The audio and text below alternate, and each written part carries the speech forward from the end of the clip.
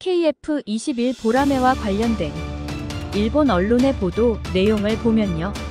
일단 이번 서울 아덱스에서 첫 공개 데모 비행을 했다는 것 자체가 주목할 만한 사항입니다. 일본에서도 F-35 라이트닝 II 같은 경우 처음에는 여러가지 테스트와 시범 비행을 거쳐 현재 운용 단계에 이르렀다고 하니까요. 일본 언론이 지적한 엔진 시동과 관련된 문제는 물론 중요한 부분입니다. 그런데요. KAI의 담당자가 말한 것처럼 개발 중이라는 점을 감안해야 합니다. 현재 6대의 KF-21은 아직 시험기 단계에 있고 완성된 전투기가 아니라는 것이죠. 이 말은 다르게 해석하면 아직은 개발 중인 기술과 시스템을 완벽하게 적용하지 않았다는 것이고, 그렇기 때문에 더 많은 성능 향상의 여지가 있다는 뜻이 됩니다. 제조사인 KAI와 국방과학연구소가 계획한 블록 별 개발도 매우 전략적이라고 볼 수 있습니다. 먼저 블록 1에서는 대공전 투 능력을 중점으로 두고 블록 2에서는 대지 공격 능력까지 추가하려고 하니까요. 더 나아가 블록 3에서는 F-22나 F-35 수준의 제5세대 전투기로 발전시킬 계획까지 있습니다. 그리고 생산 개시 시기와 배치 시기도 이미 확정된 상태입니다. 2024년에 양산형의 생산이 시작되고 2026년경에 한국 공군에 배치된다고 하니까요. 이러한 점들을 종합적으로 보면 KF-21은 아직 초기 단계에 있지만 앞으로 많은 가능성과 향상의 여지가 있는 전투기라고 할 수 있습니다.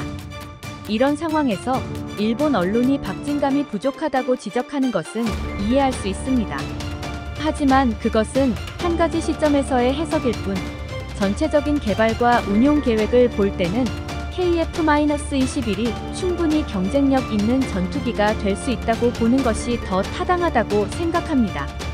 결국 KF-21은 아직 개발 중인 단계에 있어서 미흡한 점이 있을 수 있습니다. 그러나 그 미흡한 점들은 앞으로의 개발과 테스트를 통해 개선될 여지가 충분하다고 봅니다. 그리고 이러한 과정을 거쳐 완성도를 높인 후에는 한국 공군뿐만 아니라 다른 나라의 공군에서도 널리 사용될 전투기가 될 것이라는 점에서 앞으로의 발전 가능성을 높게 평가해야 한다고 생각합니다. 물론 일본 언론의 지적도 일정 부분은 유효할 수 있습니다. 하지만 그것은 KF-21의 최종 완성도나 운용 능력을 평가하는 기준이 될 수 없다고 봅니다. 오히려 이번 서울 아덱스에서의 데모 비행은 KF-21이 얼마나 발전할 수 있는지를 보여주는 좋은 기회가 되었다고 생각합니다. 아직 구독 안 하셨다면 지금 바로 구독 버튼을 눌러주세요. 더 좋은 콘텐츠로 보답할게요. 일본 반응 같이 살펴보시죠.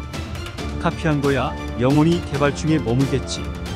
그게 퀄리티 사실 어느 정도의 능력이나 기능 확장성이 있는지 모르겠지만 지금 만들어지고 있는 건 어디까지나 시제품이니까, 시용기가 아니니까 비행 전 점검 작업 하나만 해도 순서나 방법을 확인하면서 가겠지.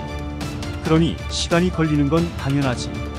자국 개발을 강조해 능력을 과시하고 싶었겠지만 말이야, 일본이 시험했던 것과 같은 수준이지 않을까 싶네. 내년에 생산한다는데 이쪽도 역시나 속도가 느려. 그래봐야 시간과 돈 낭비야. 너네는 그냥 미국한테 전투기나 사도 제대로 정비도 안 되면서 카피한 거 아니야. 첫 비행 후 당분간은 시뮬레이션 등으로 예상하지 못한 트러블이 발생할 수 있으므로 신중한 비행이 되는 것은 보통이다. 미국에서도 첫 비행 때는 기어다운 저속 비행을 할 뿐 또 예상 밖의 문제가 발생하기도 한다. 엔진도 한국산이야. 전투기 개발에는 막대한 비용이 드니까 실전까진 꽤 어려울 것 같아. 시제기 단계라 전시 비행 시 기동 제한하는 건 어쩔 수 없었을 겁니다. 하지만 아무리 시제기라도 자력으로 엔진을 시동시키는 장치조차 탑재하지 않은 건 이해할 수 없을 정도로 신기하네요. 앞부분이 참새나 병아리 같아서 귀여워. 한국은 판매나 홍보를 잘하니까 양산만 되면 나름대로 팔리지 않을까. 무기 개발에 앞서 해외 판매를 바라보고 있으니 역시 다르구나. 어쨌든 다소 졸속이라도 점점 도전에 노하우를 쌓아가는 것은 중요하다고 생각해. 다만 한국은 어디를 가상의 적국으로 삼아 무기 개발을 하고 있을까 싶어. 북한 상대로는 F-35도 KF-21조차 오버스펙이고 항공모함 같은 것도 전혀 필요 없어 보이는데 일본보다 스펙 높은 무기를 갖고 싶다라는 의식이 있어서 그렇겠지. 한국은 중국, 러시아에게도 직접적인 압력을 받고 있으니까요. 단순히 북한만을 상대로 장비 필요 여부를 판단하는 건 아닐 겁니다. 일본을 의식했다기보다는 다른 서방 국가들과 마찬가지로 더 큰 트렌드 속에서 이어지는 이야기입니다. 일본도 좀 잠수함은 최강인데 절대로 실패할 거야 확실해. 부서지면 큰일이지. 박스테이프로 보강도 안 될 건데 생각보다 신중해서 놀랐어. 보통 한국이라면 성대하게 자랑하며 선보이는데 이번에는 확인 절차를 신중하게 하고 있다니 놀랍네. 진심으로 날렸다간 폭발할 거란 걸 알고 있을 테니까요. 솔직히 북한과 휴전 중인 한국에게는 불필요한 무기 아닌가요? 이전차나 자주포처럼 수출품 성격이 강하겠죠. 시제기니까 당연한 거 아니야. 이 기사 대체 의도가 뭘까? 신중하게 접근하는 건 좋은 일이지. 앞으로 시험을 거쳐 양산하고 싶다고 생각하는 기체니까. 문제는 도전하는 것이 중요해.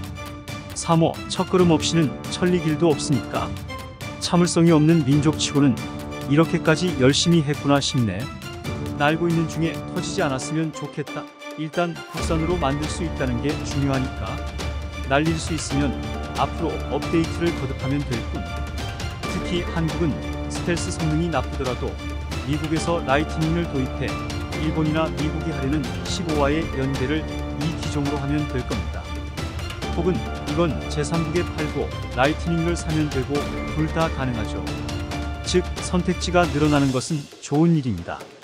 국내산이 아니에요. 60가 해외 부품이에요. 성능은 차치하고 보더라도 군용기를 미국 도움을 받아 설계부터 수출까지 하는 것이 대단하네. 현실은 제대로 보고 말해야지. 개발에 적합하지 않은 민족성인데 제대로 날릴 수 있는 정도까지 온 건 솔직히 칭찬해 주겠어.